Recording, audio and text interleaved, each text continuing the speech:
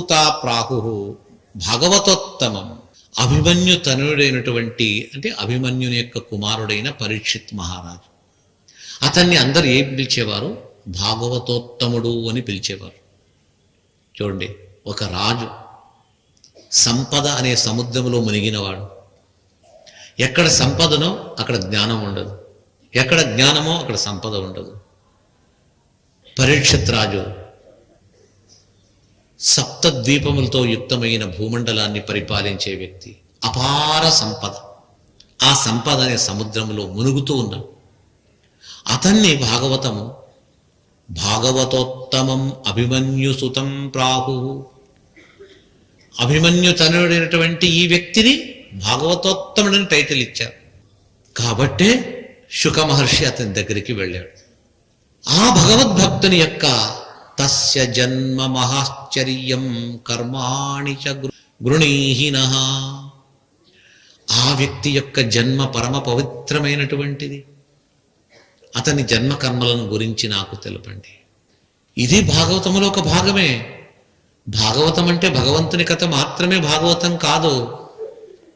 భగవంతుని కథతో పాటు భగవద్భక్తుల, మహాత్ముల, సత్పురుషుల, యోగుల, మహర్షుల యొక్క చరిత్ర కూడా భాగవతమే. భాగవతము అన్నట్టయితే భగవత్ సంబంధమైనది, భగవంతునికి సంబంధించిన వారు అని అర్థం. పరీక్షిత్తు యొక్క జన్మ కర్మ తెలుసుకోవడం కూడా ఒక భాగవత కథ. శౌనకాదులు అంటున్నారు, తస్య జన్మ మహాశ్చర్యం కర్మాణి చ గృణీహినః. అత్యంత ఆశ్చర్యకరమైనటువంటి కథతో కూడినటువంటిది పరీక్షిత్ రాజు యొక్క జన్మ. అది తెలపండి. ఇంతవరకే చెప్పాను. ఏదో చిన్న గ్రామానికి ఒక సామంత రాజులను ఉంటారు కదా, ఆ విధంగా కాదు. సామ్రాట్ కస్య వాహేతోహో. అతడు సామ్రాట్ అట. సామ్రాట్ అన్నట్టయితే గొప్ప చక్రవర్తి. మిగతా రాజులందరూ కూడా వచ్చి తమ కిరీటయుక్తమైన తలలచే వంచి ఎవరి పాదములకు నమస్కరిస్తారో, ఎవరు నమస్కరింపబడతాడో అతడు సామ్రాట్ చక్రవర్తి. అలాంటి సామ్రాట్ చక్రవర్తి పరీక్షిత్. అతడు ఎవరు? ఇంకా పాండూనాం మానవర్ధనః. పాండవుల యొక్క గౌరవాన్ని పెంచేవాడు. ప్రాయోపవిష్టః గంగాయాం అనాధృత్య అధిరాట్శ్రియం. గంగా నదిలోనే నివాసం చేయాలా, ప్రాయోపవేశం చేయాలి అని సంకల్పించి అనాధృత్య అధిరాట్ శ్రియం. చక్రవర్తి అయినను తన పీఠాన్ని, తన సింహాసనాన్ని అనాదృత్య వదిలి వచ్చాడని చెప్పలేదు. దాన్ని వదిలి రావటం అంటే ఒక చిన్న శబ్దం అవుతుంది. వదిలేశాను అంటే తిరస్కరించుట అని. అనాదృత్య సింహాసనం తిరస్కరించేశాడు. ఈ సింహాసనం ఏమిస్తుంది? ఈ భూమిలో బతికి ఉన్నంత కాలం కాదు, రాజుగా ఉన్నంత కాలం మాత్రమే సింహాసనంలో ఉంటే అందరు తల వంచుతారు. రాజ్యం వెళ్ళిపోయి బయటికి వెళితే సాధారణ మనిషితో సమానం. ఈ సింహాసనము నాకు గౌరవం ఇస్తుందా? కాదు. నాకు ఈ సింహాసనం వద్దు, ఇది శాశ్వతం కాదు. నాకు శాశ్వతమైన వస్తువు వేరే ఉంది, దాన్ని నేను ఇప్పుడు స్వీకరిస్తాను అని అనాధృత్య తిరస్కరించి సింహాసనాన్ని. ఎవరు తిరస్కరిస్తారు? గొప్ప గొప్ప మహారాజులు కూడా సర్వస్వము దానం చేసినా రెండు మాత్రం దానం చేయరు. తాము కూర్చున్న సింహాసనము, ఛత్ర చామరములు, ఇది మాత్రం ఉంచుకుంటారు. అది ఉంటేనే రాజు, లేకపోతే రాజు కాదు. సంపద పోయినా సంపాదించవచ్చు, సింహాసనం పోతే మళ్ళీ తిరిగి సంపాదించలేము. అలాంటి సింహాసనమును కూడా హేయంగా, తృణప్రాయముగా, ఎండిన గడ్డి గాలికి అలాగే వెళ్ళిపోతుంటుంది కదా, దాన్ని చూచి ఎవరైనా ఇంట్లో పెట్టుకుంటారా? ఆ విధంగా సింహాసనాన్ని గడ్డి పోచవలే భావించి వదిలేశాడు. అందుకే అతడు మహాత్ముడు అని చెప్పేసి కొనియాడుతున్నారు. ఆ మహాత్ముని జీవనము, అతని జన్మకర్మలు నాకు తెలపండి, ఆ సర్వస్వము మాకు ఉపదేశం చేయండి అని చెప్పేసి మేము కూడా అంత వదిలి కలియుగం వస్తుంది అని చెప్పేసి బాధచే, భయముచే, ఎక్కడ ధర్మ మార్గం నుంచి తప్పిపోతామో అని చెప్పేసి బాధపడుతూ ఉన్న మాకు మీరొచ్చి ఆశీర్వదిస్తున్నారు. మీ సమాగమము నిజంగా మాకు అది శ్రేయో మార్గం. మేము అడిగిన ప్రశ్నలకు సమాధానం చెప్పండి అని శౌనక మహర్షుల యొక్క ప్రార్థన. ఆ ప్రార్థనను మన్నించిన సూత పురుషులు, సూత పురాణికులు వారి ప్రశ్నలకు సరి అయిన సమాధానాన్ని చెప్పబోతున్నారు. ఆ ప్రశ్నలంతా జ్ఞాపకం ఉంచుకోవాలి కదా, ఎన్నెన్ని ఏ ప్రశ్నలు అడిగారు, ఏ ప్రశ్నలకు ఏ సమాధానం. వరుస క్రమంగా సూతాచార్యులు ఈ చెప్పబోయే ప్రవచనములో వాళ్ళు దీనంతా కూడా ప్రస్తావిస్తారు. సూత ఉవాచ, మొదటి ప్రశ్న ఏది? ద్వాపరే సమనుప్రాప్తే. మొట్టమొదటి అడిగారు, భాగవత గ్రంథము ఏ యుగములో రచింపబడినది, తర్వాత ఏ స్థలములో రచింపబడినది. రెండవ ప్రశ్న, ఏ యుగము, ఏ స్థలం, ఎవరు రచించారు, ఎవరిచే ప్రార్థింపబడి, ఎవరిచే ప్రార్థితులై రచించారు. ఈ ప్రశ్నలకు సమాధానము సూత మహర్షి మొట్టమొదట జవాబు చెప్తారు. కృతత్రేతా ద్వాపర కలియుగములో 2 యుగములు, కృతత్రేతాయుగములు అయిపోయింది, ద్వాపర యుగము కూడా దాదాపు అయిపోతూ వస్తుంది. అది 3వ యుగము.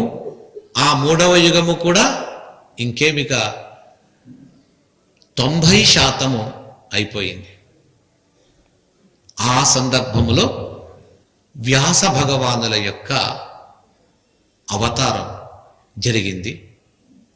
ఆ వ్యాస భగవానులు భాగవతాన్ని రచించారని చెప్పబోవాలి. ఇప్పుడు ఇక్కడ మరొక ముఖ్యమైనటువంటి అంశాన్ని మనము తెలుసుకొని తర్వాత వ్యాసులు రచించారనే దానికి ముందు వెళతాం. వాస్తవంగా ఈ భాగవతము సమగ్రమైన జన్మ ఎంత ఉందో, ఆయుష్ అంతా చెప్పినా కూడా ఇది ఇంకా పూర్తి కాదు. సూత పురాణికులు అంటున్నారు, ద్వాపర యుగములో చివరి భాగములో వ్యాస మహర్షులు అవతరించి రచించారు అని చెప్పడానికి, వ్యాస మహర్షులు అంటే ఎవరు? ఒక వ్యక్తిని చెప్పేటప్పుడు ఆ వ్యక్తి యొక్క పరిచయం చేసేటప్పుడు ఫలాని వ్యక్తి యొక్క శిష్యుడో, లేదా స్త్రీలైతే ఇలాంటి వ్యక్తి యొక్క భార్య, లేదా ఇలాంటి వారి యొక్క కుమారుడు, తల్లిదండ్రులు వీరు అని చెప్పేసి చెప్తారు. వ్యాస మహర్షికి ఏమని చెప్పాలా? సాక్షాత్ విష్ణువు. ఆ విష్ణువు ఎవరి కుమారుడని చెప్పాలనా? అందరికీ జన్మ ఉంది, ఒక్కనికి లేదు. కృష్ణుడు అంటాడు, అజో నిత్య శాశ్వతోయం పురాణ, భగవద్గీత. అర్జున, ఏమనుకుంటున్నావు? నన్ను నీవు సాధారణ వ్యక్తిగా తెలుస్తున్నావేమో, నీకు అర్థం కాలేదు. ఆ పరబ్రహ్మ పరమాత్మ ఇతడు అజాహ, జన్మ లేనివాడు, నిత్యుడు. అతనికే జన్మ లేదు అంటే తండ్రి ఎక్కడి నుంచి వస్తాడు? ఇక తండ్రులను నిర్మించి ఈ జగత్తును, ఈ విశ్వములో సృష్టిని చేయించిన వాడు, అందరికీ తండ్రి అనే బ్రహ్మను సృష్టించాడు, అనేక ప్రజాపతులను సృష్టి చేశాడు. తాను మాత్రం ఎవ్వరికీ పుట్టలేదు, తనంతట తాను వెలిశాడు. అయినా లోకములో వ్యాస మహర్షి ఎవరు ఉంటే అడ్రస్ ఏం చెప్తారు? పరాశరాత్మజ. వ్యాసం వశిష్ఠనప్తారం శక్తే పౌత్రమకల్మషం పరాశరాత్మజం వందే. ఇతను ఏమంటారు? వ్యాసుడు, వ్యాసం వందే, వ్యాసుని నమస్కరిస్తాను. ఎలాంటి వ్యాసుని? వశిష్ఠనప్తారం. వశిష్ఠుని యొక్క ముని మనవడు. శక్తే పౌత్రం, శక్తి అనే వ్యక్తి యొక్క మనవడు. పరాశరాత్మజుడు, పరాశరుని కుమారుడు. శుక తాత, శుక మహర్షి యొక్క తండ్రి. ఇది అడ్రస్. వ్యాస భగవాన్ ఎవరు ఉంటే ఈ విధంగా చెప్తుంది. ఎవరి కుమారుడు? పరాశరుని కుమారుడు. ఇదెందుకు చెప్పాలండి? సాక్షాత్ విష్ణువుకు జన్మ కర్మ ఏది లేదు, మళ్ళా చెప్పాలంటే అక్కడే ఉంది రహస్యం. మిగతా వ్యక్తులను పరిచయం చేసేటప్పుడు ఫలాని వారి కుమారుడు అంటే, ఓహో అలాంటి తండ్రి యొక్క ఈనాటి చక్రవర్తి కుమారుడా ఇతడు, మాంధాత చక్రవర్తి, అంబరీష చక్రవర్తి. పుణ్యవంతులైన మహారాజులు వాళ్ళని పొద్దున్నేస్తూనే స్మరించారంట. మాంధాత నహుషంబరీష సగరో రాజాపృతర్హైహయ శ్రీమాన్ ధర్మసుతో నలో మనుయమో రామోయయాతిర్యదు ఇక్ష్వాకుశ్చ విభీషణశ్చ భరతశ్చోత్తాని ఇలా చెప్తూ కుర్వంతు మాం మంగళం. ప్రతినిత్యం లేచి ఈ మహానుభావుని రాజులను స్మరించాలట. పుణ్యవంతులైన మహారాజు అని. ఇలాంటి వారి యొక్క కుమారుడు ఆ వంశంలో పుట్టినవాడంటే ఒక గొప్పతనం వస్తుంది. అయితే వ్యాస భగవాన్ని చెప్పేటప్పుడు పరాశరాత్మజుడు, శుకమహర్షి తండ్రి, శక్తి యొక్క మనవడు, ఇవంతా ఎందుకు చెప్పాలంటే వ్యాసుని కొరకు కాదు. వ్యాసుడు ఏ ఇంటిలో ఏ వంశములో అవతరిస్తున్నాడో ఎక్కడంటే అక్కడ అవతరించడు. తాను అవతరించినటువంటి ఇంటి యొక్క వంశము యొక్క ఘనత గౌరవాన్ని చూచి అలాంటి వంశములో నేను వస్తానని చెప్పేసి వంశము యొక్క ఔన్నత్యాన్ని చూచి భగవంతుడు ఆ ఇంటికి వెళ్తాడు. ఎటువంటి వ్యక్తి వశిష్ఠ మహర్షి అంటే? ఇది వశిష్ఠుని యొక్క వంశం. ఇది వశిష్ఠ వంశం అంటే తక్కువ కాదు. సప్తఋషుల్లో ఒకడు. ఈ మన్వంతరం అయితే ఏమున్నదో, మన్వంతర కాలము, ఈ 7 మంది ఋషులు ఈ మన్వంతరానికి అధిపతులుగా ఉంటారు. దేనికి? ధర్మ, జ్ఞాన, విద్య, శాస్త్రములకు, వీటికి అంతా కూడా. మనురాజు వచ్చేసి పరిపాలన, అడ్మినిస్ట్రేషన్. ఈ మన్వంతరాన్ని చూస్తే సప్తర్షులు ఏం చేస్తారు? అకాడమిక్ సెక్షన్ అంటారు కదా అన్నింటిలో. మన కాలేజెస్లో, యూనివర్సిటీలో అడ్మినిస్ట్రేషన్, తర్వాత అకాడమిక్ అని 2 విభాగాలు ఉంటాయి. అకాడమిక్ అంతా ప్రొఫెసర్స్ వాళ్ళు చూస్తారు. అకాడమిక్ ఎవరు చూస్తారు? రిజిస్ట్రార్ చూస్తారు. అలాగా ఈ మన్వంతరములో ఈ విద్య, బోధన, ధర్మ, ధార్మిక శిక్షణ ఇవంతా కూడా చూచేది ఎవరు అన్నట్టయితే సప్తర్షులు. 7 మంది ఋషులు ఆ మన్వంతరంలో ఉన్నారని కాదు, లక్షల సంఖ్యలో ఋషులున్నా 7 మందిని బ్రహ్మ సెలెక్ట్ చేస్తాడు. ఆ 7 మంది మన్వంతరం ఎంతవరకు ఉంటుందో అంతవరకు వాళ్ళు ఉంటారు. ఇన్ని క్వాలిఫికేషన్ ఉన్న వారిని సప్తర్షులుగా పెడతారు. అలాంటి సప్తర్షులలో ఒక వ్యక్తి వశిష్ఠ మహర్షి. ఎప్పటి నుంచో ఉన్నారు అతడు. రామాయణ కాలం చూస్తుంటే రాముడు ధర్మాసనంలో కూర్చుంటే తీర్పు ఇచ్చేటప్పుడు చీఫ్ జస్టిస్ ఎవరు అంటే వశిష్ఠుడట.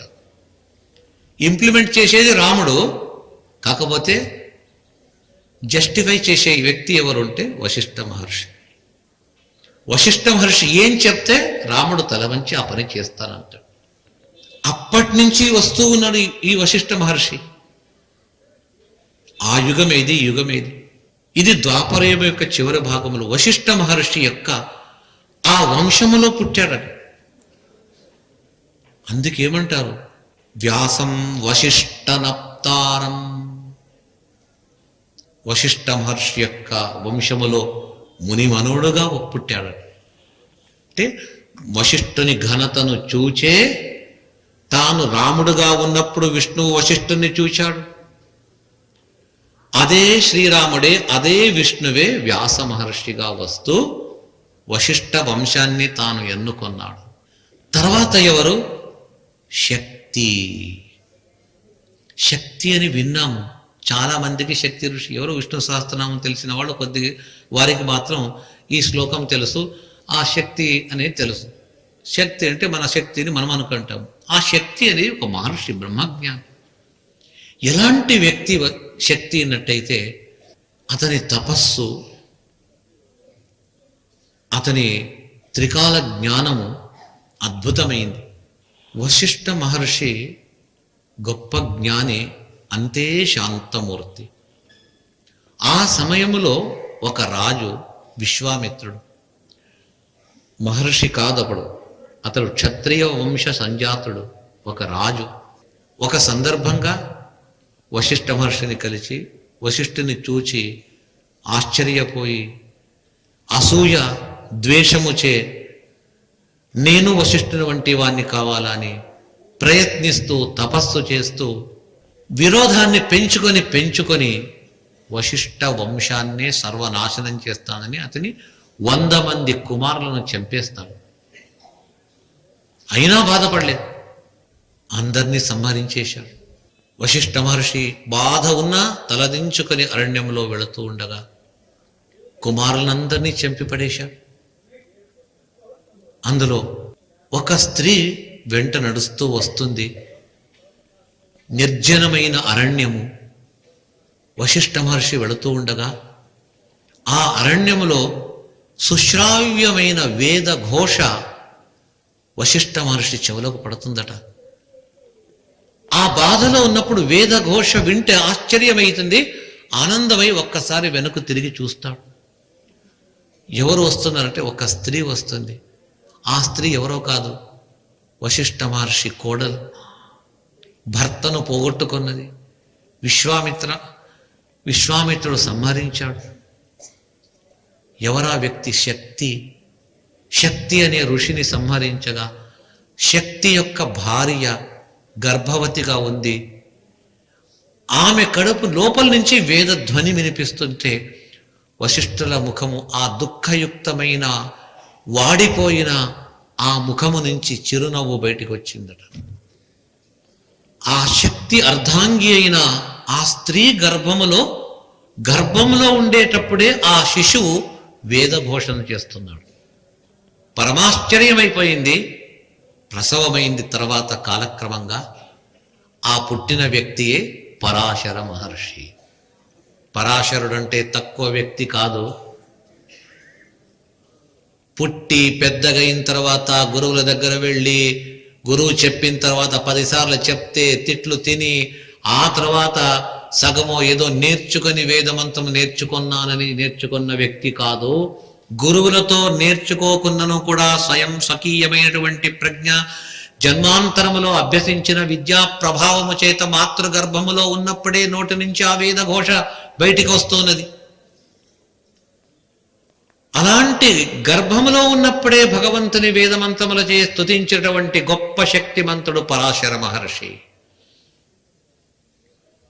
అతడు రచించిన శాస్త్రమే పరాశర ధర్మశాస్త్రమని కలియుగములో దాన్ని అనుసరించండి అని చెప్పి కలవు పరాశర స్మృతి అంటారు.